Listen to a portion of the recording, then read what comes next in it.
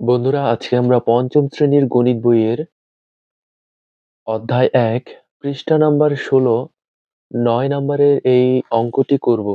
তাহলে চলো আগে প্রশ্নটি ভালো করে পড়ে নেই। একটি বই তৈরি করতে ১৩৮ টা কাগজ লাগে। ৭০,০০০ টা কাগজ দিয়ে কয়টি বই তৈরি করা যাবে? বন্ধুরা, এখানে দেখো, একটা বই তৈরি করার জন্য যদি ১৩৮ টা কাগজ লাগে, ৭০,০০০ টা কাগজ দিয়ে আমরা কয়টি বই তৈরি করতে পারবো? এটা কিন্তু অবশ্যই ভাগ করতে হবে। ভাগ করলেই আমরা পেয়ে যাবো যে ৭০,০০০ টা দিয়ে আমরা কয়টি বই তৈরি করতে পারবো।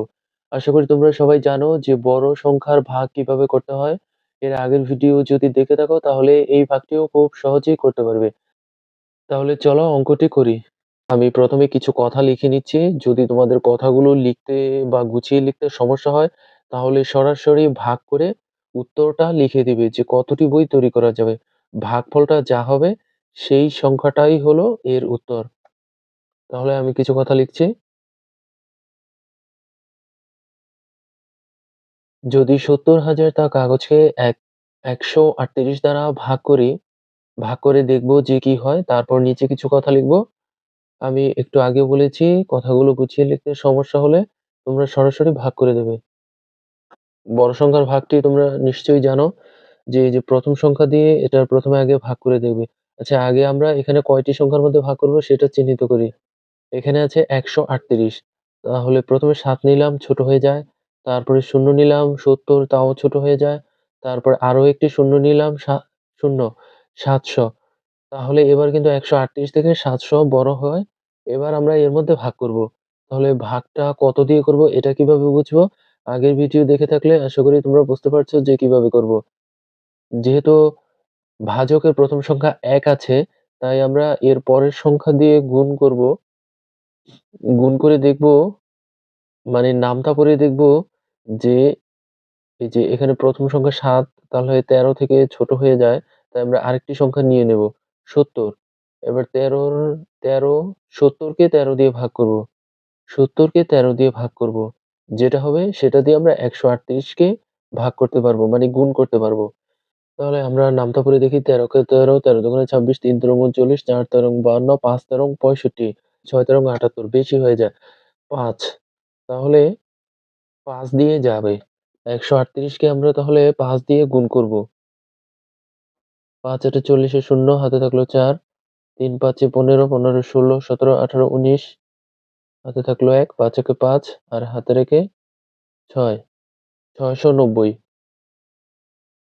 ৬৯০। এবার আমরা বিয়োগ করব। ০, ১, আর কিন্তু যাচ্ছে না। এবার আমরা একটা শূন্য কেটে আনলাম। দেখো, শূন্য কেটে আনার পরেও কিন্তু যাচ্ছে না। অর্থাৎ একটা সংখ্যা কেটে আনার পরেও যদি না যায় তাহলে শূন্য দিয়ে করতে হবে। ১৩৮, ০, ০।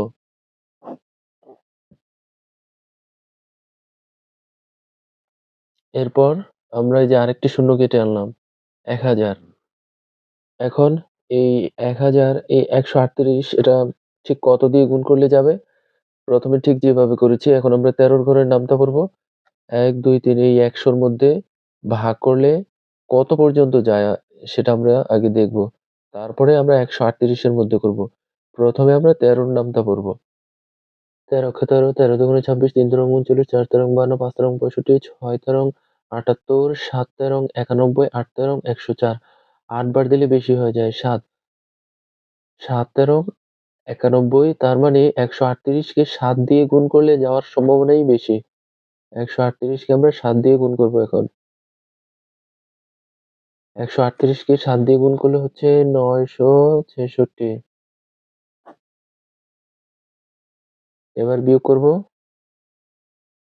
দেখো, ভাগফল হচ্ছে ৫০৭ আর ভাগশেষ ৩৪। তাহলে আমরা ৫০৭ টি বই তৈরি করতে পারবো। আমি এখানে লিখেছিলাম যদি ৭০,০০০ টা কাগজকে ১৩৮ দ্বারা ভাগ করি তাহলে, এখন লিখব তাহলে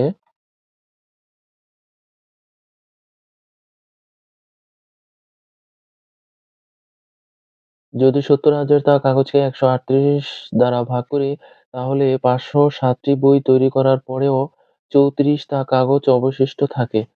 যদি 34 টা কাগজ অবশিষ্ট থাকে তো থাকুক, সমস্যা নেই। বই আমরা তৈরি করতে পারবো 560 টি। আর 34 টা কাগজ দিয়ে তো আর বই তৈরি করা যাচ্ছে না। তাহলে বই তৈরি করা যাবে 560 টি। সুতরাং